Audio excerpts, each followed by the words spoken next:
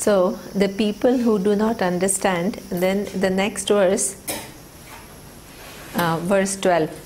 Okay, so it says, Moghasha moga karmanaha moga jnana vichetasaha rakshasim masurin chaiva prakritim mohinishitaha. Okay, so Moghasha moga karmanaha. So they devoid of discrimination and false hopes on things which are not able to produce what they are supposed to be produced, and moga karmanaha, wasting your actions on things which cannot give you what you are looking for. Okay, that vichetasaha, moga jnana, lack of discrimination. Then what happens? Rakshasim asurim chaiva prakritim mohinishritaha. Okay, so that means life is fraught with struggles, frustrations, stress, fears. So all kinds of things happen. Okay, so one thing we have to understand, that now here what is talked about is from the standpoint of the final possibility that is available for people. Okay, which is to know your nature. Now that it doesn't mean, here it is said in a way that everybody else is just like totally wasting their life, right? Because they have not figured out what is it that they are actually seeking for, and they have not started this journey of, going for what will give them the satisfaction. It's one way of saying that you're kind of wasting away your life, not even recognizing the fundamental problem. But we cannot afford to just look down on people, right? Because in the so-called people who have not understood how many people in this universe go for moksha as a pursuit.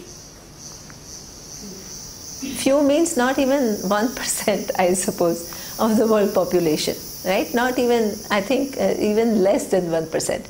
So can you then say all these 99% of the people are totally deluded and totally, wasting their actions and wasting their efforts and wasting everything? Can you say that? Not really. I mean, in this so-called world, you may not be a mumukshu, but you will find some good people, right? So you find people who are highly ethical. Many times people are very, highly achieved. They have done, as doctors or whatever, they serve many people. They are social, workers who do many good things. There are people who take their job seriously. The people who do their little good to everybody around, people who are compassionate, who are ethical. So you have many good people who are scientists looking for something. So it's not that, there are all these people who are like deluded and they are. So this is just a language to say that with reference to that which will really solve their problem, they are oblivious. Okay? But the world is very nuanced. The world has many different types of people, and some of them are highly accomplished, right? So from the standpoint of this knowledge, you can call anybody else, for example, deluded. Okay? But that person can be very good person too. So that way you should not make all these fixed categories and look down upon people. We are not here to say, oh, we are spiritual, we are into the ultimate knowledge and others are all lost souls. This is not the mental image with which we should live in the world, right? That is very important. But one thing I have to tell you, that when things are not put in perspective, with the best of the intentions, sometimes you can have frustration. Okay? So that means if the framework of life and the range of things are not clear, right, then even if you have good intentions, for example, you are a social worker, okay, and you want to do good to the society. So you give up your prospects, for a professional career in the corporate world, and where they can give you a lot of money, and you have chosen a job with an NGO which is doing good for the community, right? So you have best of the intentions, you go, you work hard, but many times it is possible that things don't just happen your way. Okay, there are many obstacles that can come It can come from the government who's not interested in helping the community at all. The resistance can come from the people who are living there because they don't see the value for what you are doing. Okay? And then you have all these regulations. You can have, even within NGOs, there are some people who may not have best of the intentions. So the obstacles can come from many different sources, and which will not able you to achieve what you really had in mind. So what happens is, what happens? You have good intentions, but you are still equally frustrated. And you have this sense of loss. I gave up so much for this ideal, and look at this, where it has got me. And you're disillusioned. Right? So even if you have not really seen where is your sphere of influence, what you can do, what is in your hand, what is not in your hand, and where does all these results come from, if the whole framework is not clear to you, then with the best of the intentions you can still be stressed, frustrated, angry, right? So it's very important that once the scope of your understanding is wider, you put things in perspective and you're willing to put in your efforts, but you also understand that there are other factors over which I have no control. And those other factors are not just random factors, they are governed by the order. Then you just continue to do what you have to do. Okay? So putting the framework, when yesterday when Dustin was talking about is this Newtonian physics and Einstein physics, right? What he was saying was very interesting. When he was saying that the Newtonian physics, if you look at the earth and its condition, will still apply. Okay? What Einstein does is not refute, he looks at the same framework from a much wider perspective. And in that other conditions, the same things which apply on earth do not apply somewhere else. But given the earth, you'll get similar results, whether you apply Newtonian physics or you apply Einsteinian physics. Is that right, Dustin? So within that, because the reference remains the same, then both will work. But if the reference changes, the results will change, right, in some ways.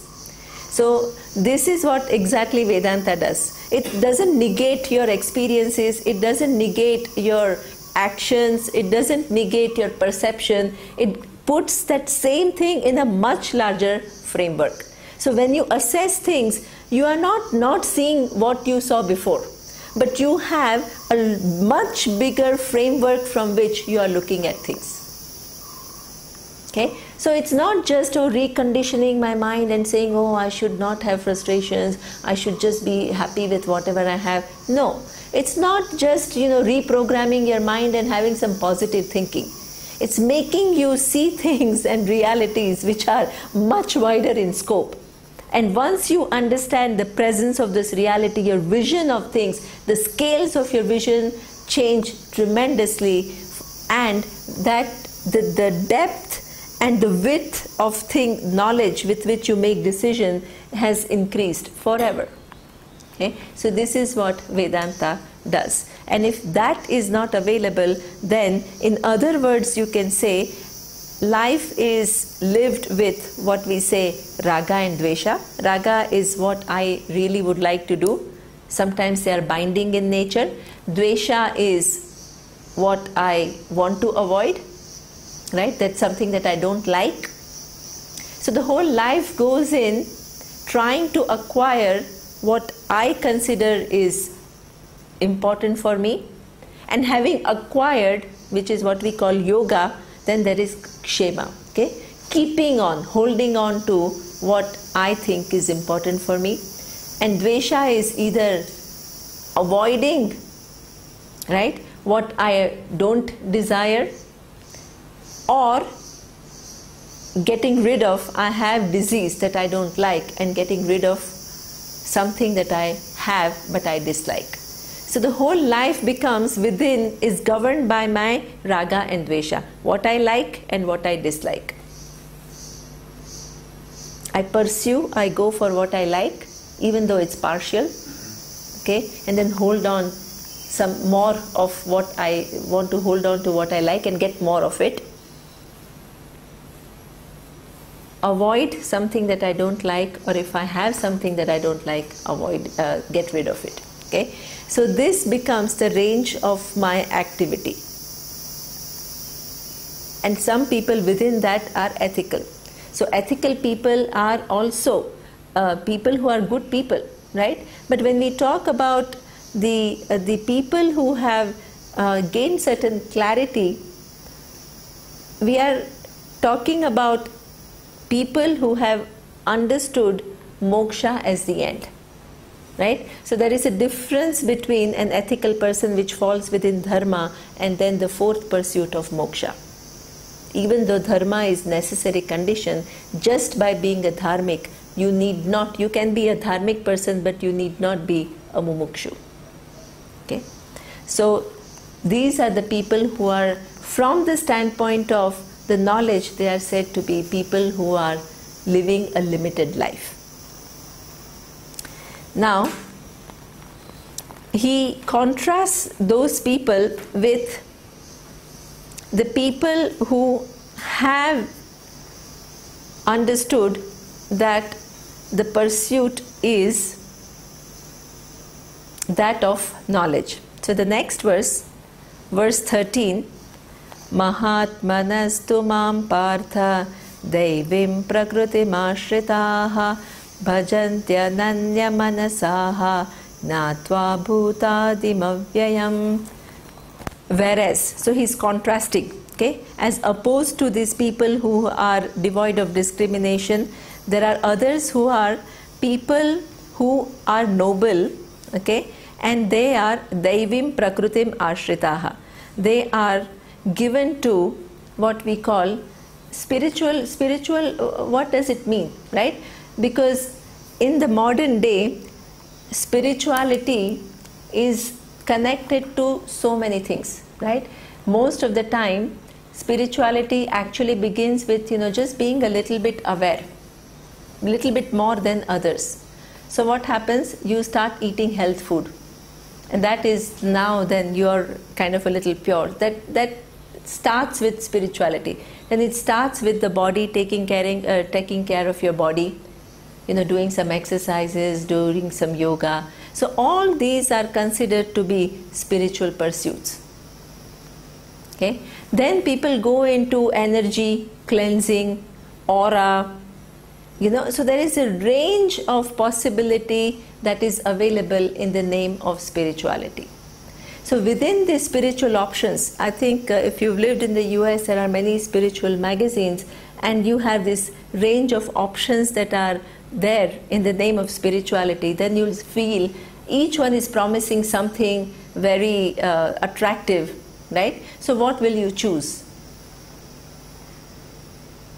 Each one says something very, and the more extraordinary that, in this one cleansing session will get rid of all your, whatever negativities. So you run there because you want to get rid of your negativities, right? So you have it's amazing the number of offers that you have in the name of spirituality. And what will you choose and what will you not choose? How will you decide?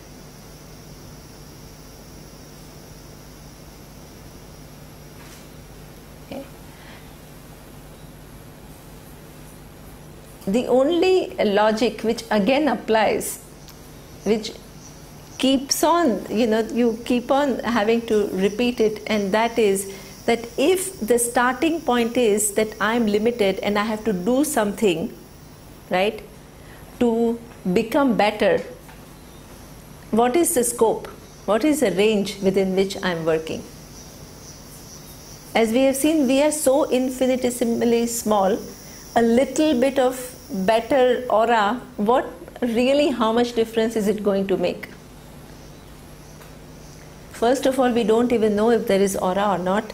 We don't know whether it can be cleaned. And if it can be cleaned, it can become dirty again. Right? And even if you clean, so what? What exactly is going to happen? You will live your next 20, 40, 50 years better. What is it in the countless flow of time? You still will die.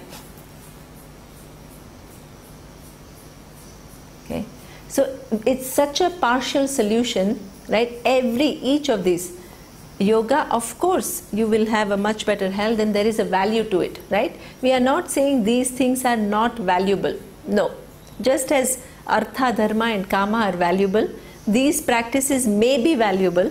Sometimes it is a promise which will make you more irrational than a normal person, and it will put you on a trip which can be dangerous. But some of these practices may help you too, but there is a limit to what it can do for you. Okay. So spirituality involves around making an effort for self-development. For that you need to understand things better. So that becomes the pursuit, and understanding things better involves understanding of oneself and Ishvara. Okay. So that bhakti that we have, that he says, what he says, Ananya Bhakti. Ananya Bhakti means having a relationship with Ishvara not as an entity which is other than you, okay, but as you don't know what is the nature of Ishvara to begin with, but at least wanting to know the nature of Ishvara better, where you actually discover that Ishvara and you have an identity. Okay, so that bhakti, in another chapter of Bhagavad Gita, Lord Krishna describes as 4 different types of bhaktas. Okay, there are 4 different types of people who relate to Ishvara. One, he says, is Arti. Arti is the person in trouble. Okay, when everything is going fine, it's okay. But when there is a crisis, somebody that you love is fallen sick, right? Or you lose in the financial crisis, you lose your job. Okay, there are crisis situations, and then we don't know anybody else who can help us, and we can't live with all the trouble, so we run to Ishvara. There are many people like that, and that is what Lord Krishna says to be Arti. The person who goes and runs to Ishvara in the time of trouble. Okay. Then there is the other person which he says is Artharthi. Artharthi is the person who understands that I have so many different desires, right? And I also know that everything doesn't happen my way, right? So then I do whatever I can. I want to go somewhere and try out. We had a person, and you want to change your lifestyle, and you don't know what exactly, you cannot stand your job and you want to try something else, but you don't know how things will work out. Nowadays you have this phenomena where many people kind of want to try new things. Very young people just kind of go out and start, and there are a lot of uncertainties, right? So you don't know how things are going to unfold in your life, so you ask for help. Let everything be fine with me. So this is what we call Artharthi. You have different pursuits in life, and you want Ishvara as your accomplice. You want things to go well for you in whatever you choose. So this is the person. Or you want to start a business venture. You want to leave your job and start a business venture. You don't know. You think that it's a great idea and all, but you don't know whether it will work or not. Many good ideas don't work, right? So there are always some unknown factors. So you pray. You pray to Ishvara and you say, please help me so that my business goes well. So this is the person who we call Artharthi. I have certain ambitions, I have certain goals, and I know that things can go wrong, and I ask for Ishvara's help so that the obstacles go away. This person is called Artharthi. Okay? Then there is another type of devotee who is called Jignasu. This person is not satisfied with just few things here and there. He or she wants to know the nature of this cause of the universe. Jignasu is Gnatum Ichha, the one who wants to know. The one who wants to know what is Ishvara. Hey, reveal your nature to me.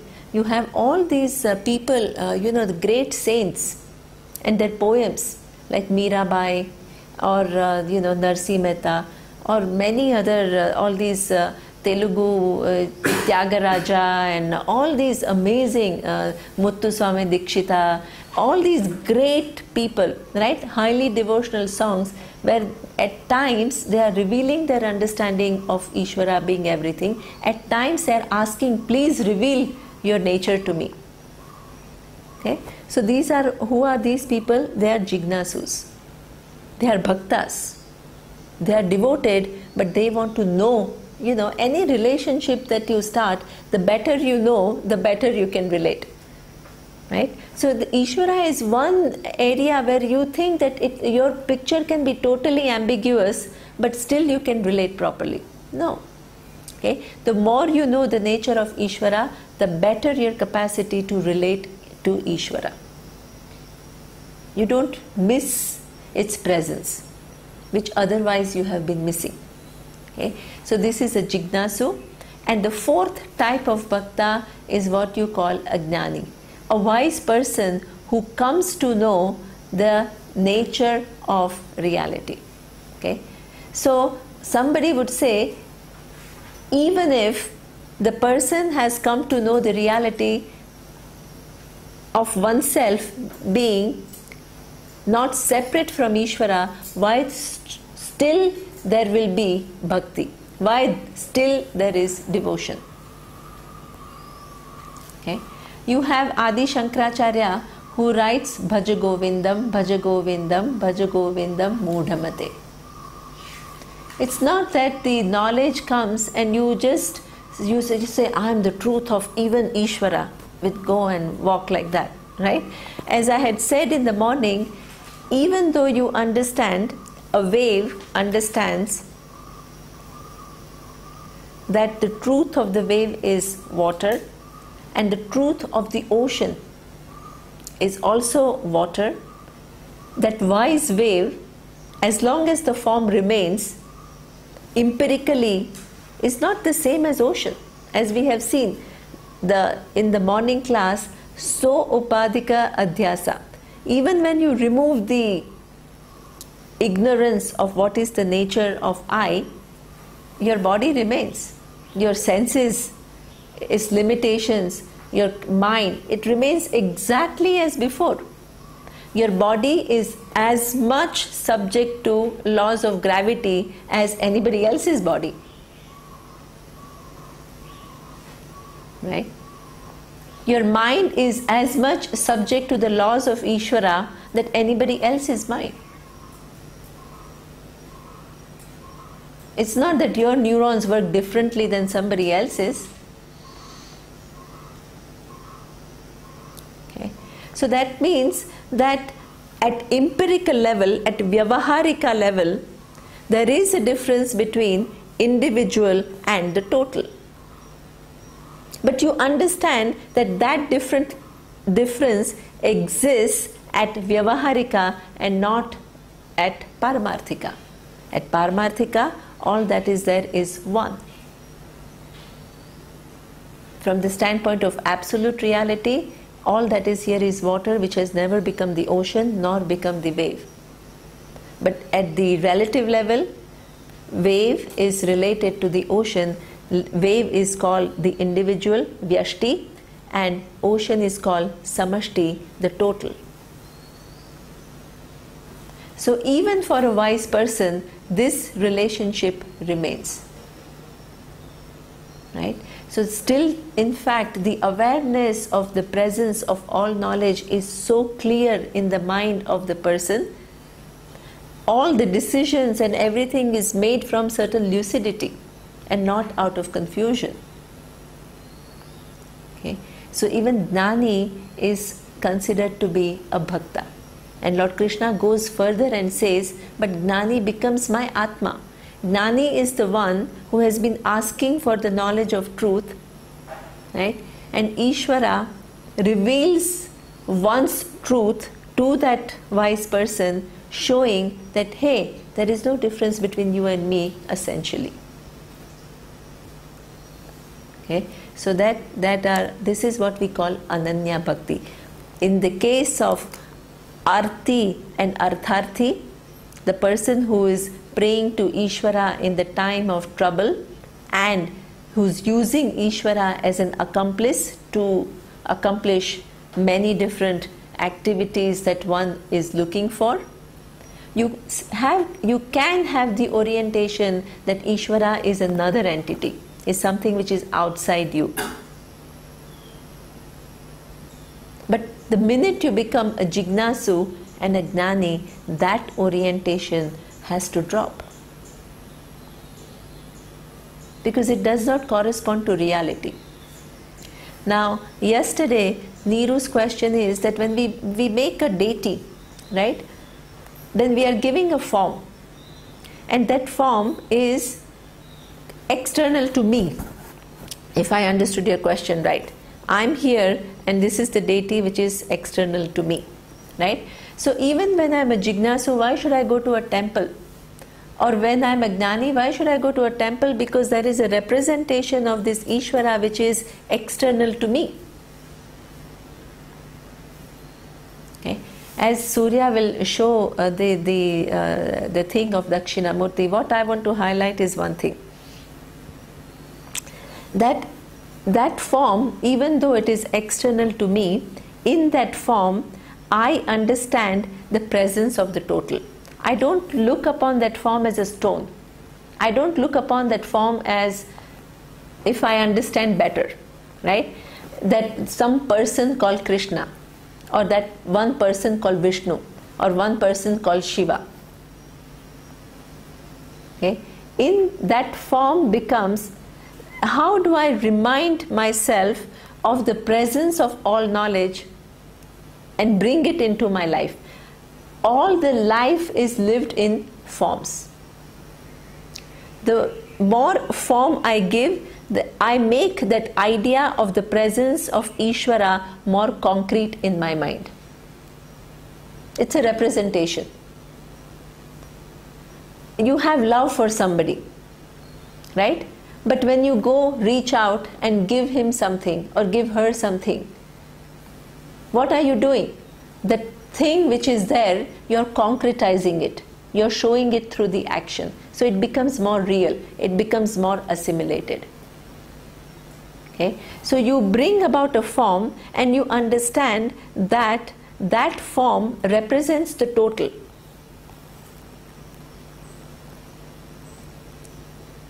And then you relate to that total. It gives you some capacity to express. We are emotional beings too. We need to take care of the whole of ourselves. Okay? You relate to it not as something which is external, in that you understand, hey, this Ishvara which pervades everything, Shivalinga.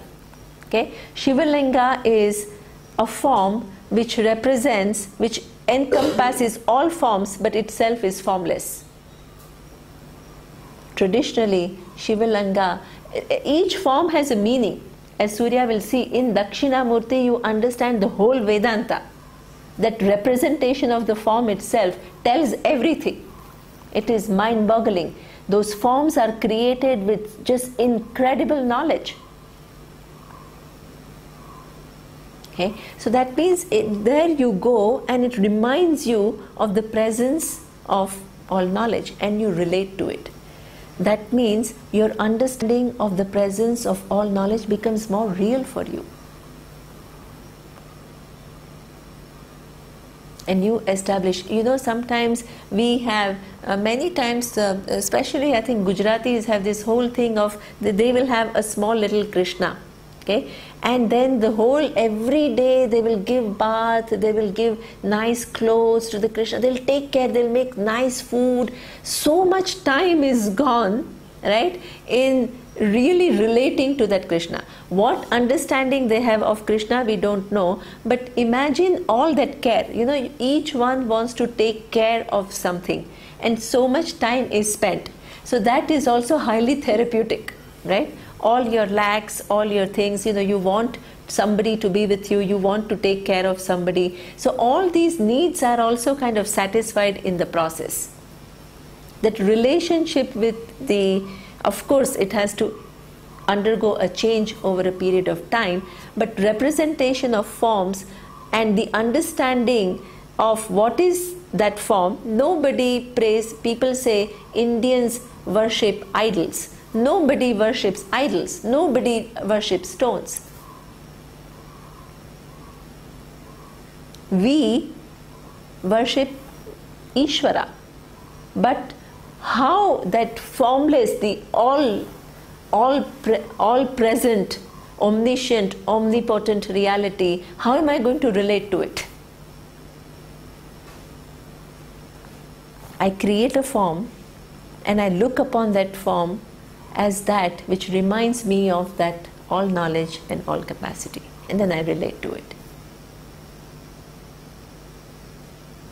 Okay, so this is where, and that every form is a valid form, and it does wonders with reference to your relating, making the presence of Ishvara real in your life. The more knowledge you have of what you are doing, more meaningful it becomes. Okay, so this is what this Ananya Bhakti, Manaso Gnatva Bhutadi Avyayam. Then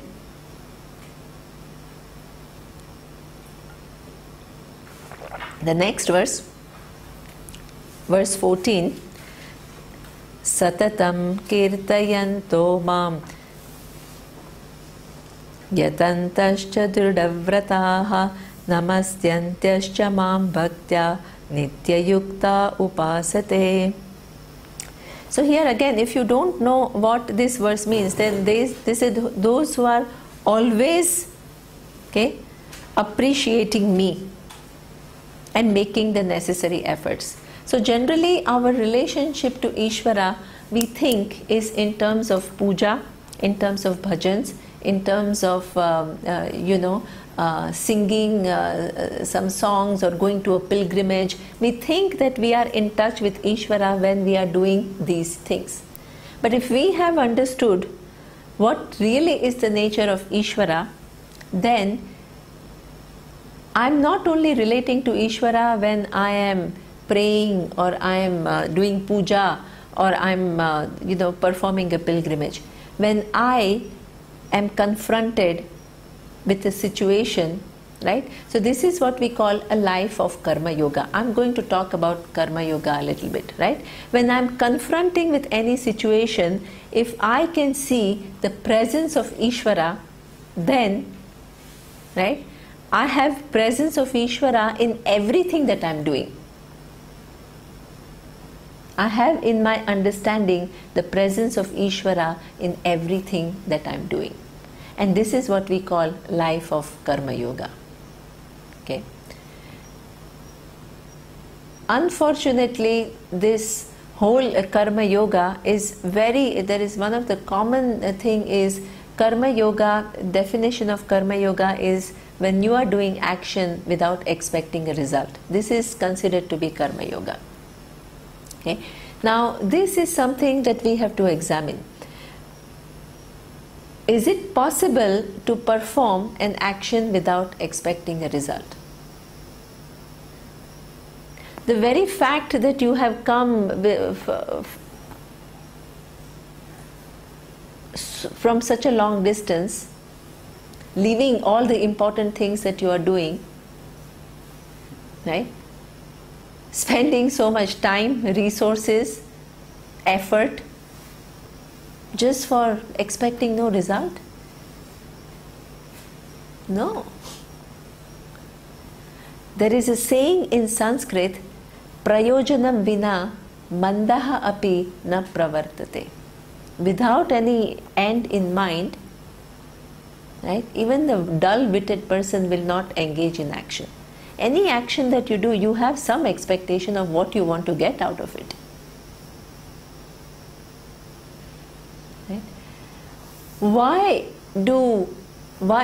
is this advice is totally impractical, okay? But why does it fly with people? Why people are finding, everybody, almost every Indian has heard of what is Karma Yoga, and many of them talk about it as that where you do selfless actions, you do actions without expecting a result. Okay? Where does it? We're trying to think what is the logic behind that. Why is it such a popular idea? Why people cannot think that how can I do an action without expecting a result? Okay, what happens is that in my life, many times I do an action. Everybody does actions expecting a result, right? But things don't happen my way very often. If success is defined by things happening in your way, all of us are highly unsuccessful. Because each one of us knows how many things we wanted which did not happen our way. Okay? So that means when you expect and when things don't happen according to your wishes, then there seems to be a problem. Because then you are sad, you're angry, you're frustrated, right? So what is the easy thing to do then? What is the advice given? Don't expect the result. You don't expect the result, you have no reference to see whether, because there is a failure only when I have something in mind. But if I don't have anything in mind, there is no such thing called failure. Right? So then people say, yeah, that sounds okay. Because then, okay, whole life is just kind of selfless, without expecting a result, just do whatever. Right? But it misses the point that nobody can and nobody should perform any action without expecting a result. That is foolish living. Okay. Then, what is Karma Yoga? Karma Yoga, as I had said earlier, but I will repeat because I think it's important. Any karma that I do falls within Artha, Dharma and Kama. I want something and I work hard and I get it. Okay? As long as the karma is done to fulfill any of the three, Artha, Dharma and Kama, what happens? It will bring me the result. It will go into my Sanchita karma and it will give me different births. Now I have understood that that will never solve my problem. I want the knowledge because that will solve my problem. Knowledge of I, knowledge of Ishvara. If knowledge is the pursuit, then should I give up karma? No. Because giving up karma will also not solve the problem. What you have to understand, which is the nature of Ishvara, everybody who comes and listens to Vedanta, they said, my God, this is just too much hard work to understand all this. It's not something, only few people say, yeah, my God, it makes sense. It's the only thing which makes sense. There are some people who say that too.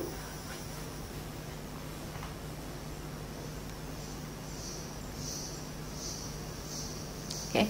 So that means that you have to reach the point that you are ready to receive this knowledge. Your mind has received that subtlety, that refinement, that capacity to understand ideas clearly, correctly, without distortion.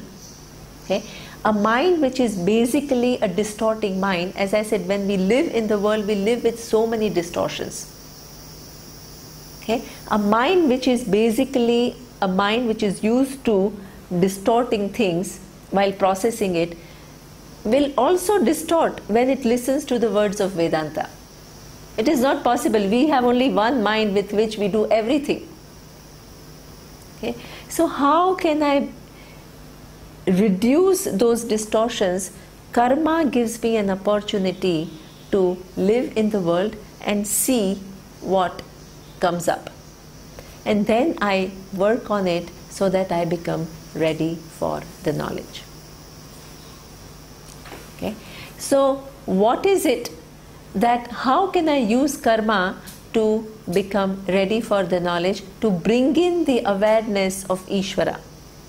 Karma done with bringing the awareness of Ishvara will really lead to a lot of objectivity and lot of sanity in my life. How do I bring in the understanding of Ishvara in my daily life? When I have to perform a decision, when I have to perform an action, I take into consideration law of dharma. Ishvara in form of law of dharma. I'm not sitting and praying and I'm not doing bhajans, but I'm in touch with Ishvara when I take into consideration law of dharma.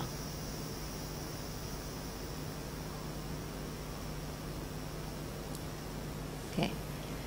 When I understand that I cannot control everything, there are unknown variables which may help me. The unknown variables can be conducive. Sometimes you get much more than what you expect. Sometimes you don't get.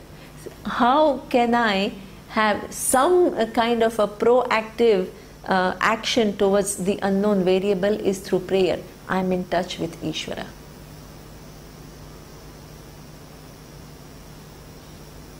My own placement in the grand scheme of things and my roles and my duty towards everything. I'm placed here, this is what is expected of me. I'm in touch with Ishvara as the order, who puts me in connection with some people and gives a certain script which corresponds to that role. The other thing which is very important, and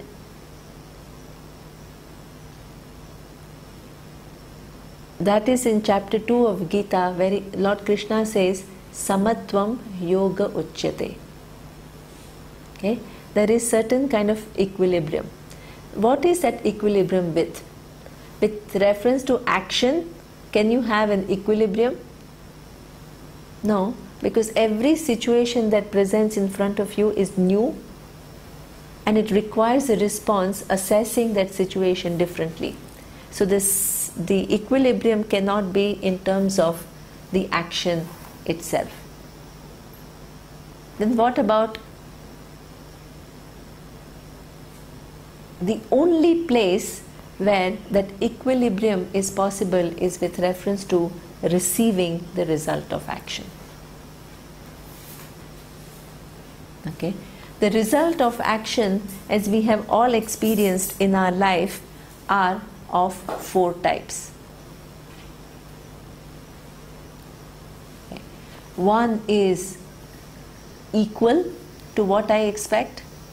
The other one is more than what I expect, less than what I expect, and opposite of what I expect. Okay?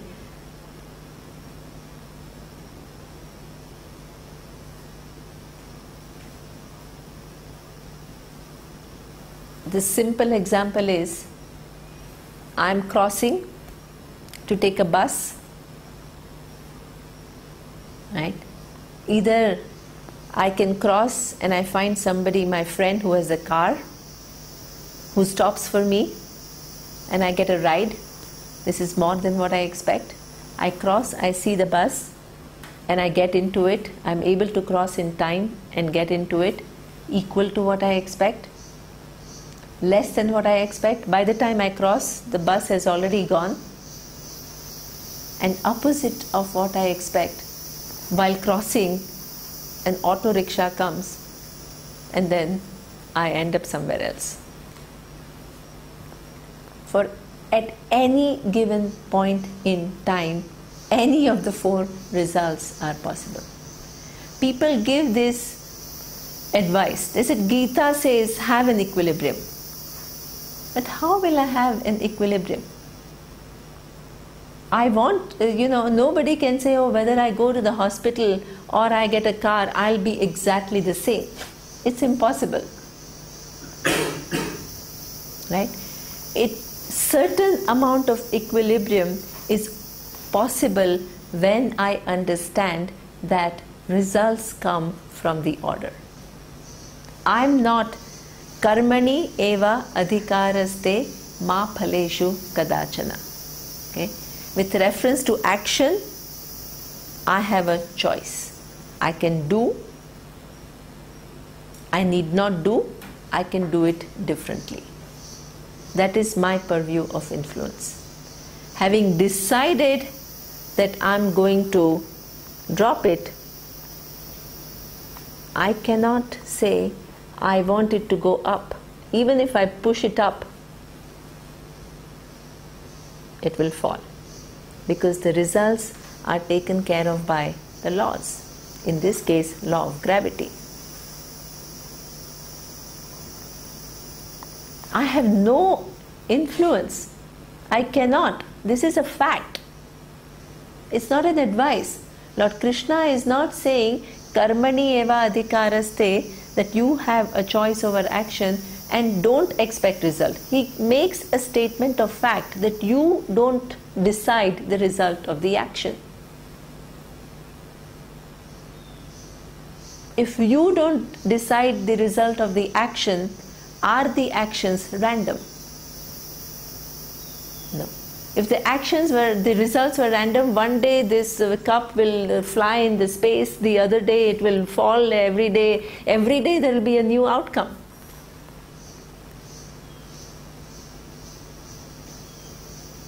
Okay? It follows a certain law. And the law is, any law is manifestation of Ishvara, that all knowledge. It follows series of cause and effect relationships. Okay. Once I begin to understand that every result comes from the laws which are infallible in nature, then from that understanding I have a certain equilibrium. I understand that things don't just happen to me. I am not a victim. I am not persecuted by the world.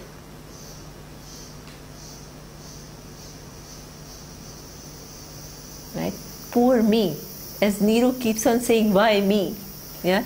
Everybody, all these so-called high society people, even who seem to be highly privileged, right? They all say, why me?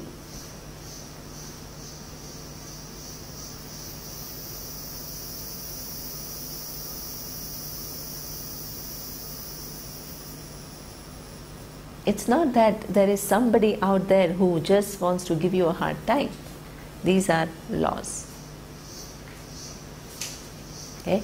The minute you begin to understand that there is a law which gives you the result, you have a certain equilibrium, you have brought Ishvara in your life while facing any situation. Whole life is about facing situations. If you are in touch with the presence of laws which give you the result of the action, you are in touch with Ishvara. You are relating to Ishvara.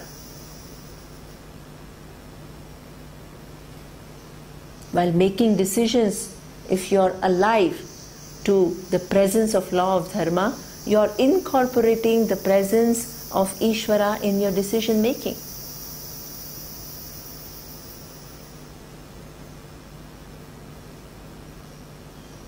When things of the past hold you, certain impressions that you have acquired in the childhood, right? They hold your vision of things. As Surya says, my anger, my frustration, my fear, everything is part of that order. That I can do something to make changes is also part of the order. Not that, oh yeah, it's part of the order, so therefore I just live with it. At every point in my life, I am aware about presence of Ishvara. This is what you call Ananya Bhakti. Satatam Chintayantaha Mam.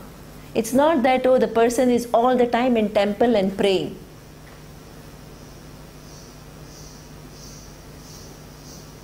The range has increased tremendously because of one's knowledge of what is Ishvara.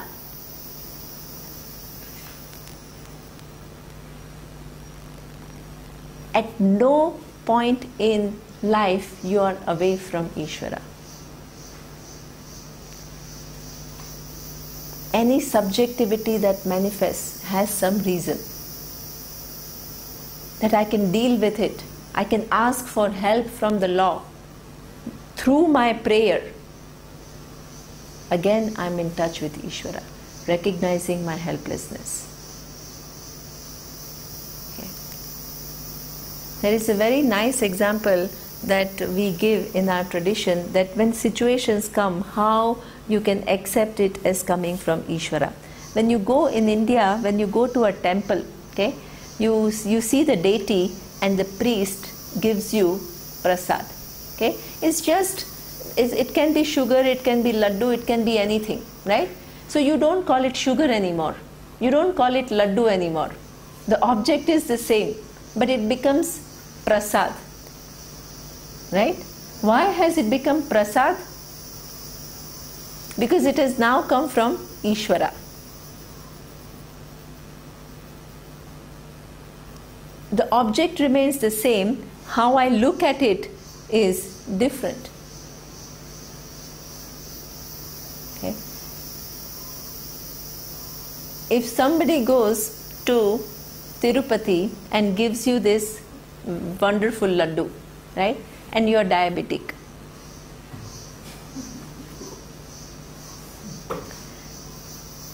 so obviously if you use your rational mind, what will happen? You can't eat it, right?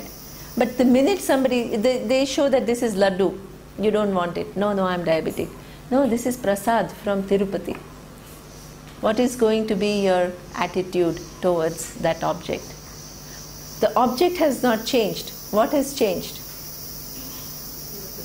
Your perception has changed. Out of what? The awareness that it comes from Ishvara. Then, even if you are diabetic, what will you do? You will take a little. Because what comes as a grace from Ishvara cannot be negated. Same thing. Every situation, if you begin to look as coming from Ishvara, prasada, whether it is equal to what you expected, more than what you expected, less than what you expected, opposite of what you expected, but they do not transgress the laws of Ishvara, then you have a totally different attitude. This is what we call Satatam Chintayantaha Mam. Otherwise, anybody can just say, oh yeah, somebody who's remembering me always. Then you go to the next verse. What do you learn by that? You don't learn anything.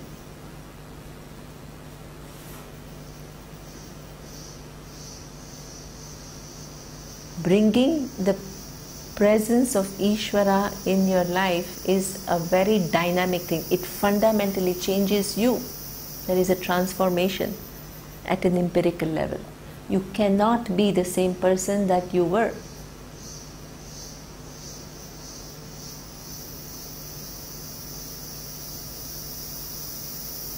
This is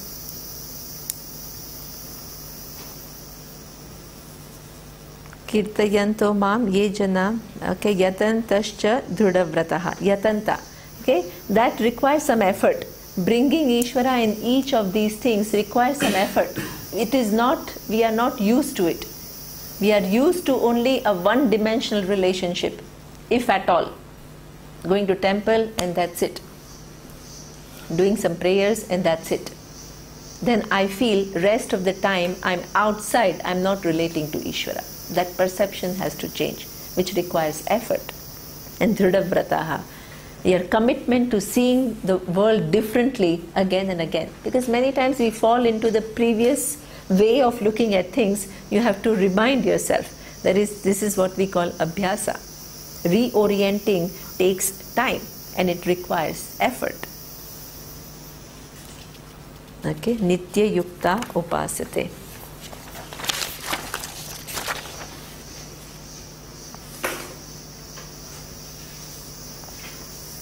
Okay. Then the next verse,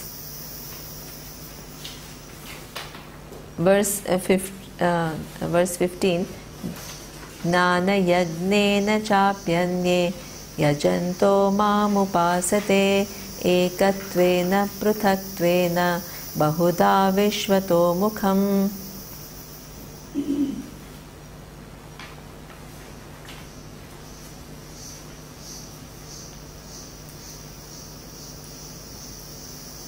Okay, now with the knowledge of all that is here is Ishvara, right?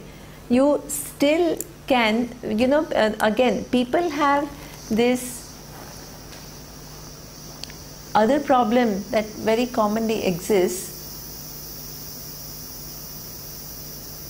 with, people's perception of Hinduism is that, oh, there are so many gods, right? So this is all just kind of, all these gods running around, and it all seems like a funny kind of a vision of things. So we don't have many gods. We have only God. What we have taught? We have only God. So when you look at the all knowledge from the standpoint of the physical laws, you call it physics. When you look at the all knowledge from the standpoint of the plant kingdom, you call it biology. Similarly, when you look at the presence of all knowledge from the principle which gives you the wealth or not, it's a given aspect of that all knowledge. You give it a name. Just as in this case you give it a name. In this case you give it a name. What do you call? Lakshmi. Okay. You look at all knowledge from the standpoint of the knowledge, the capacity to know, the intelligence, which gives you a certain range which is unique. You call it what? Saraswati. You look at the same all knowledge from the standpoint of how many obstacles come in your life. You call it Lord Ganesha. You concretize it so that your understanding of all knowledge doesn't remain just vague. And the relationship becomes very targeted, very specific, and very easy to relate to. Okay? It's all just one aspect of looking into the all knowledge. And this is why in our culture we do not look upon money as materialist. We talk about, Lakshmi is a goddess. Nobody rejects Lakshmi. If you step on a rupee note, people don't just say, this is just a paper. Immediately they will do this. Nobody puts the book on the floor because they say many people have walked on it. The level of awareness, the level of refinement. Okay, this is a book. It has come from Goddess Saraswati. I have to be able to understand that. In order to understand, I cannot disregard it. I cannot just treat it as, Okay?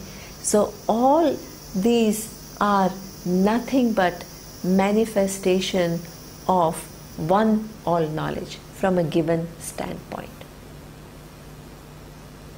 So either you can understand that all is one and you can choose any one of them. This is what we call Ishta Devata. You can have a preference for one form over the other. That is also allowed. Why not? Just as you can have a preference over mathematics as opposed to chemistry, you are allowed, it's fine. Similarly, for a given form which represents something you are more comfortable with or you like, there is no problem with that. Okay? So you relate to any deity or you can relate to Ishvara. In fact, when you relate to the three main deities, which is Brahma, Vishnu and Shiva, there again at every moment there is a birth in the universe. New cells are born. So when all knowledge is looked from the standpoint of the new creation which is taking place every second, you give it a name, Brahma. Okay? Every second there is a destruction. That is Shiva. And within that constant creation and destruction, there is an appearance of stability, sustenance. Vishnu. All representation of one all knowledge within which all this is taking place. Okay? So with knowledge you can understand every deity as nothing but manifestation of Ishvara. Looking at Ishvara from a given standpoint and relate to it through three different kinds of actions. The prayers can be Kaika, Vachika or Manasa. Kaika means it involves your limbs. In puja or anything that you do, it involves your whole physical body. Vachika is through the words. The words can be simple bhajans to highly classical forms of bhajans of some great singers. We have great people, Bhimsen Joshi, or highly sophisticated. Or you can have Vedic chanting, you can have chanting of Bhagavad Gita. These are all Vachika prayers. Okay? And then you have Manasa prayer, mental prayer. Meditation, as Surya explained the very first day, for us it is not a technique. It's not something where you just quieten your mind.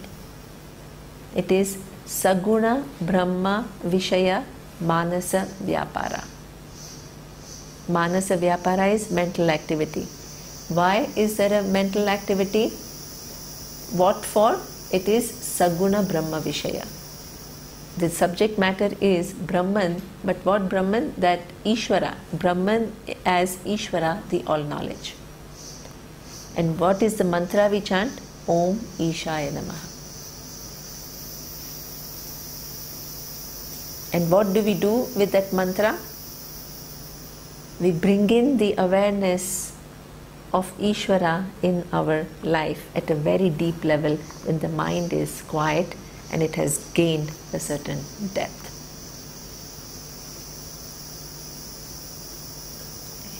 So this is where this whole, the Jnana Yagnena, with that understanding, either you can pray to one given thing or many, right? But you understand what you are doing. It is not done in some partial understanding or non-understanding. Okay, so there he wants to absolutely make sure what is the how Ishvara has to be seen.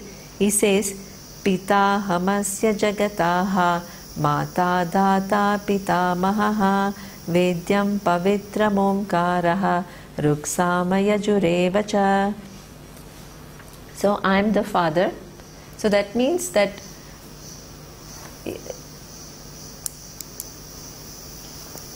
the Father is nothing but one manifestation of Ishvara. Every human being is a manifestation of Ishvara.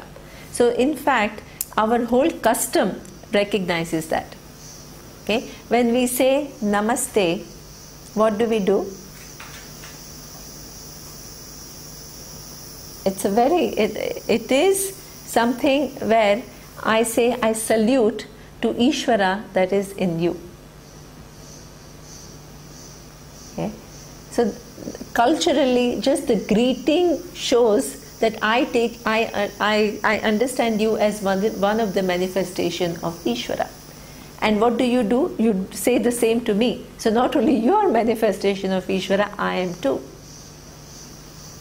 Every day after taking bath, what we put, many people ask, what is this tilaka that you are putting? Okay? That is again reminding that Ishvara does not just reside in the temples. My body is also one of the manifestation of Ishvara. So I bathe it every morning, and after that I do tilaka, just as I do, when you see a priest making up the deity, you put tilaka. But not only there, you remind that the Lord is also here.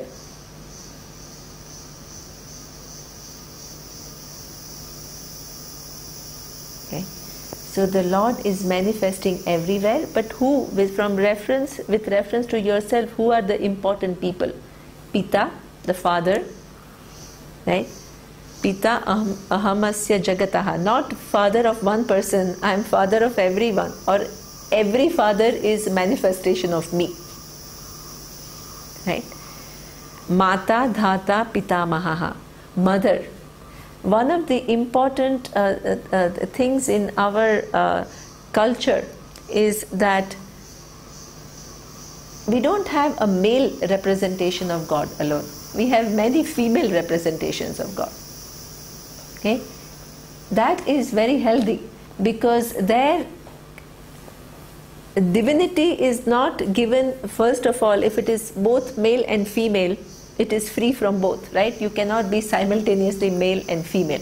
You convey many things, right? You say that it is free from both, but it is manifesting in both forms. So you don't exclude, you don't consider one gender as inherently inferior than the other. Each one has one's own strength and each one has one's own weakness.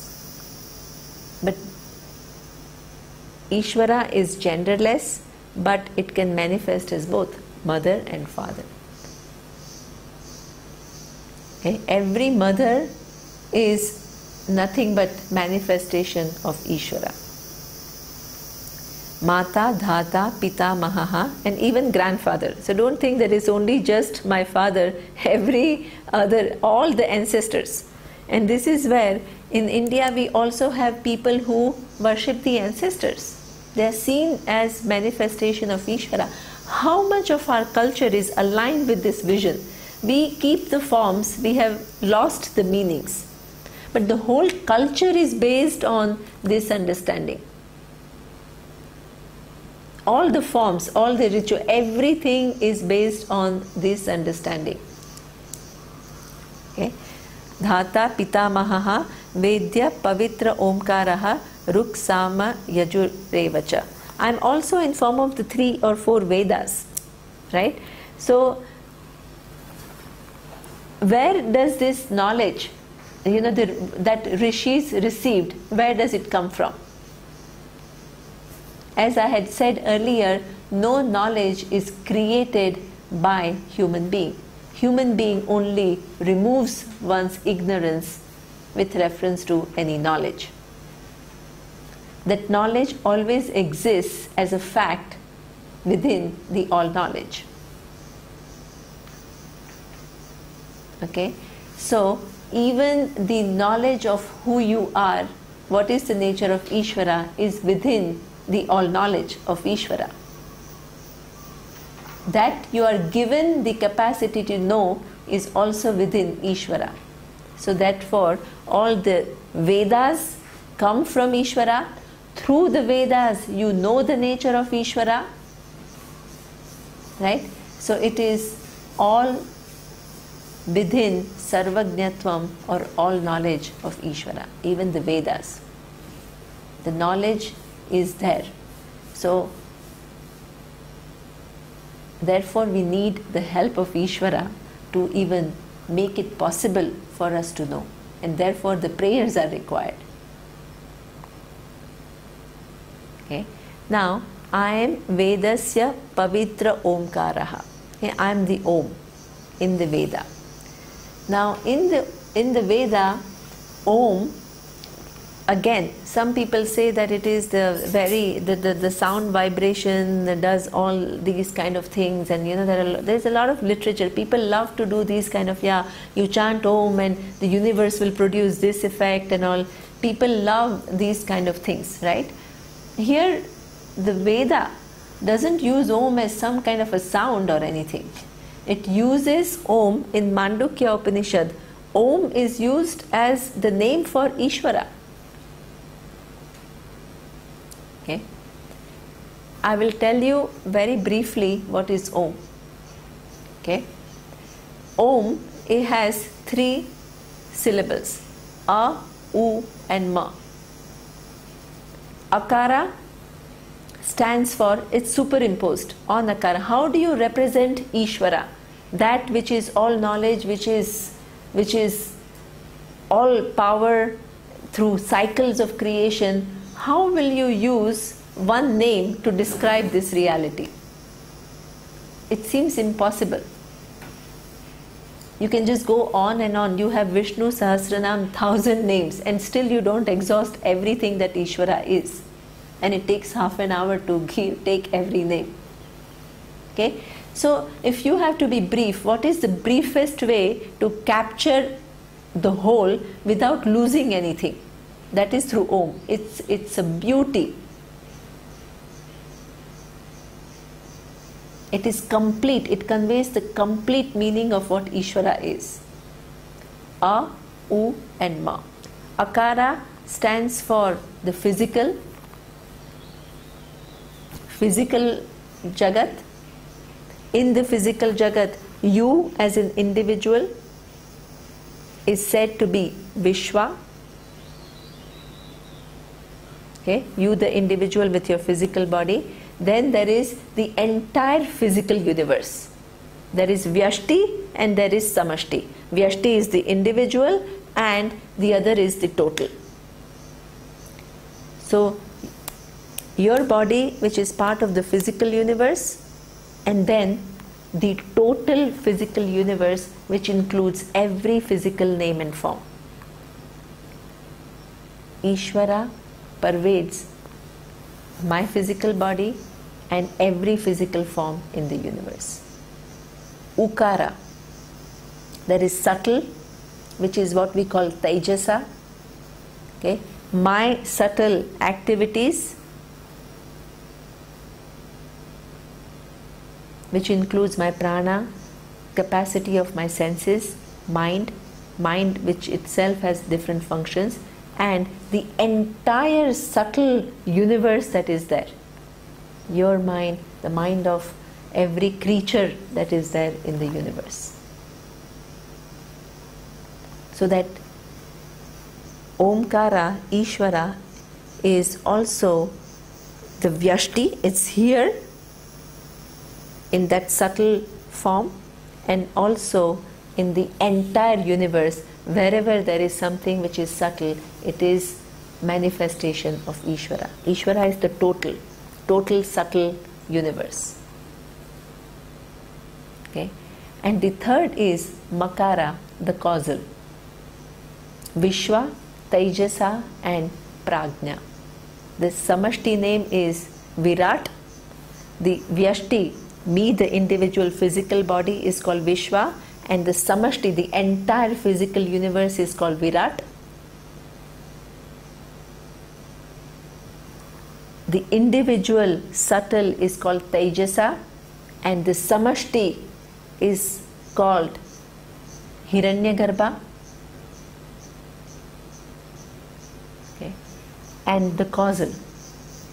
We have seen the causal, which is Vyashti, my own particular prarabdha, the karma, sanchita karma, okay, and entire causal things which are in a potential form for the whole universe.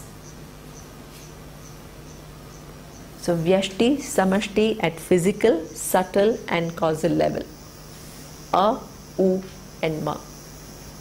Ishvara is all that is here. All means what? All means all three levels, both as individual and total. And itself being all three,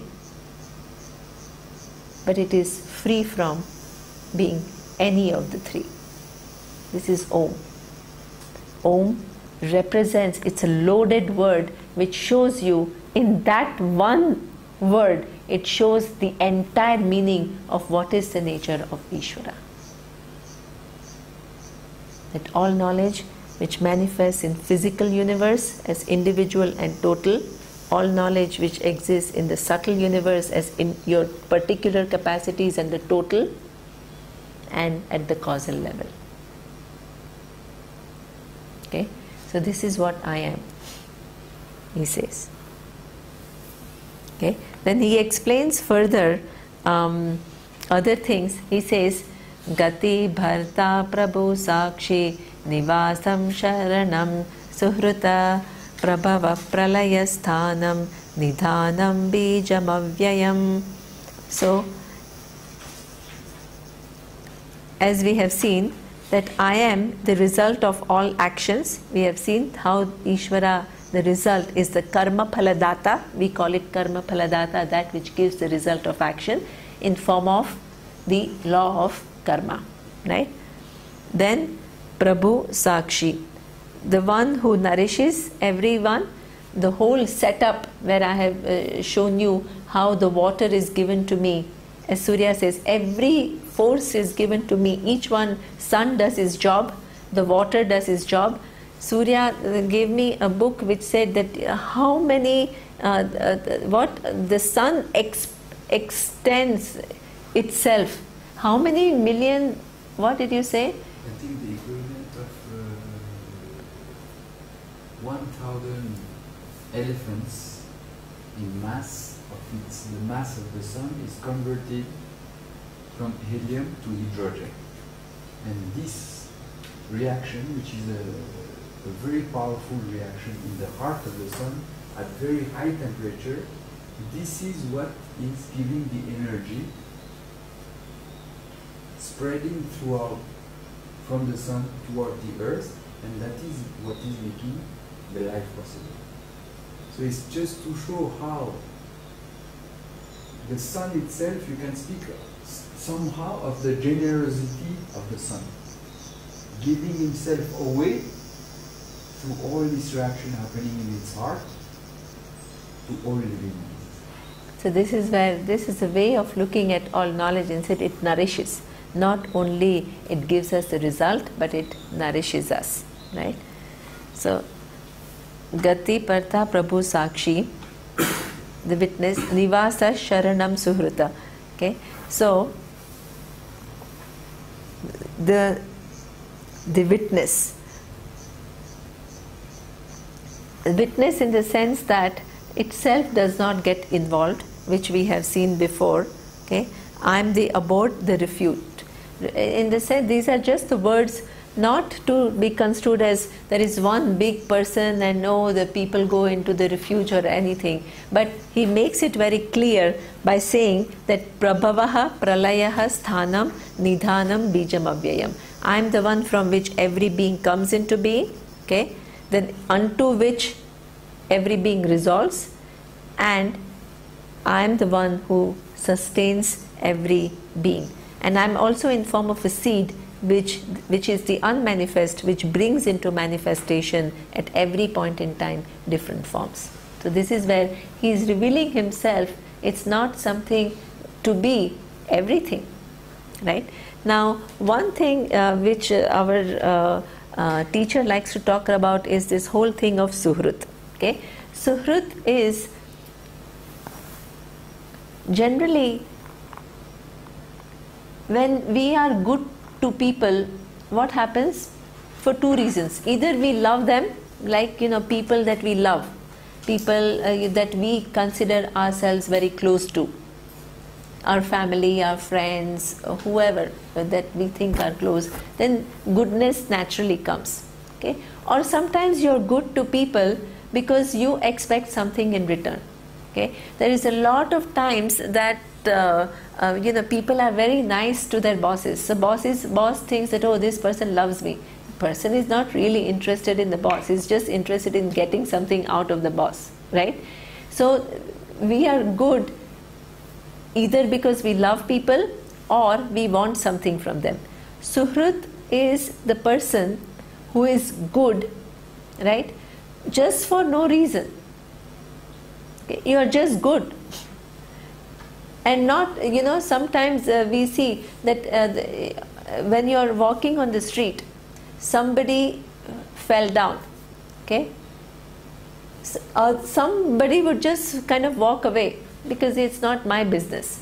There are some others who will just go and help, not because, they know the person. It's just kind of a instinct that, okay, if somebody needs help, I'm there. If I'm placed in a situation that I am in that proximity, okay, I stretch myself. I go one step forward to be of help to people. But that is not because I want something in return, or or something good will happen. It's just kind of, that is living, that is being human, right? So that Suhrit is somebody who, the range of people that the person helps without necessarily expecting something in result, is what we call Suhrit. Right? Suhrit. Here it's written in verse 14. Sharanam Suhrit. I am the helpful by the very nature. It's translated, I am the helpful by my very nature. It's written there.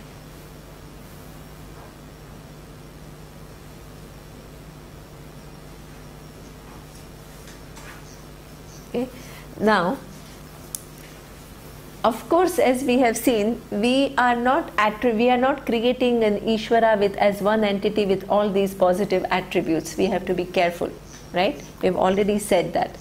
But what is interesting is that any action that will come little bit later, any action that you perform which is with a good intention will be rewarded without fail.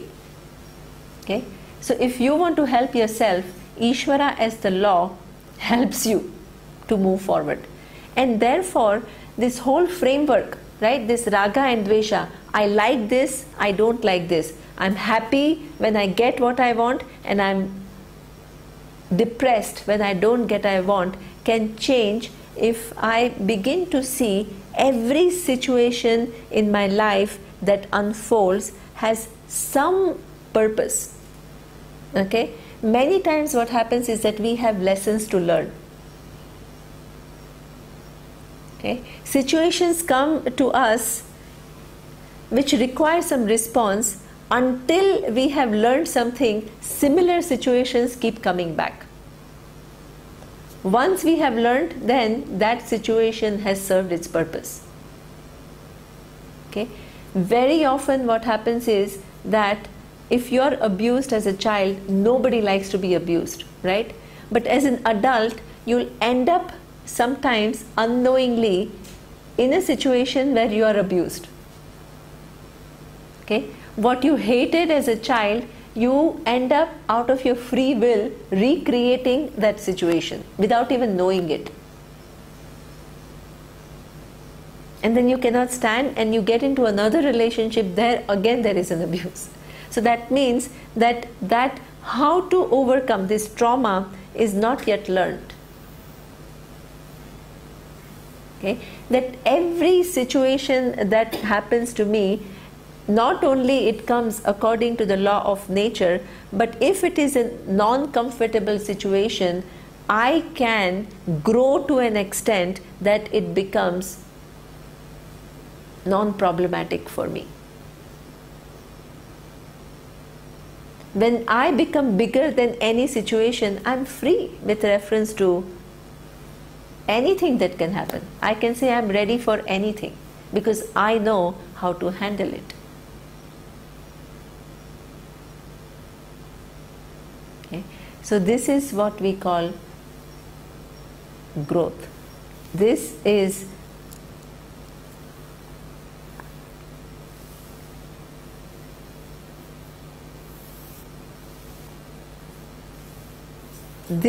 the orientation with which, if I can live, then nothing, every problem which is a perceived problem becomes a non-problem.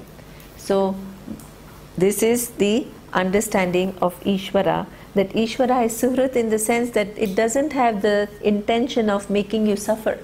It has just the intention, situations come so that you can become bigger, you can overcome those obstacles. In fact, all these, the Western classics, there is this whole concept of a hero, right? That hero has like all these lots of difficulties, and the hero is able to conquer each of these difficulties and emerge as a winner. Okay? This is a representation of we as our life, as we live our life. Okay? If we can emerge as somebody who can address every difficulty appropriately with all the understanding of Ishvara, then we have really lived our life. Even at an empirical level, we can have a very conflict-free, cheerful life, right? And Ishvara is helping for you to evolve at every given point. Right? Difficulties sometimes can trigger a lot of growth. So difficulties should not be perceived as, oh, that's something bad happening to me. You know, when we are in our ashram, and always somebody is falling sick, somebody is falling down, all kinds of things happen. And our Swamiji says, oh, you should celebrate because one more Papa gone. You can look at it differently. Right? Instead of saying, oh my God, I have this and I have that, and he says, hey, that's great, at least one is gone now. It depends on how you look at it.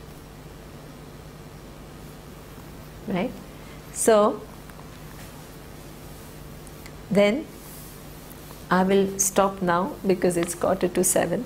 But anyway, there is Om Purnamadav Purnamidam Purnat Purnamudachyate Purnasya Purnamadaya Purnameva Vashishyate. Om Shanti Shanti Shanti. Om Shri Gurubhyo Namaha. Hari